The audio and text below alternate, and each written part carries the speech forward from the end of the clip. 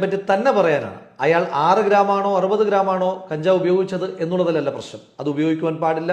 അതിന്റെ പേരിൽ അയാൾ ശിക്ഷിക്കപ്പെടുകയും ചെയ്യണം.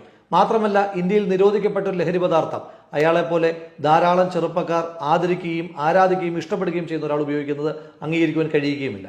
പക്ഷേ വേടൻ ഇന്ന് വേട്ടയാടപ്പെടുന്നത് ആ ഉപയോഗിച്ച കഞ്ചാവിന്റെ പേരിലാണോ? അല്ല, അയാൾ ഉയർത്തിയ രാഷ്ട്രീയത്തിന്റെ പേരിലാണ്. അയാൾ ഉയർത്തുന്ന രാഷ്ട്രീയത്തിൽ കൃത്യമായ ക്ലാരിറ്റി ഉള്ളതിന്റെ പേരിലാണ്. കാട് കട്ടവന്റെ നാട്ടിൽ ചോറ് കട്ടവൻ മരിക്കും എന്ന് വേടൻ പാടി നിർത്തുമ്പോൾ, കൂറ് കെട്ടവൻ ഭരിച്ചാൽ ഊര് കെട്ടവൻ മുടിക്കും, പേര് കെട്ട പാമരന്മാർ പോരടിക്കുവാൻ വിളിക്കും എന്ന് ചെറുപ്പക്കാർ പാടിക്കൊടുക്കുകയാണ്.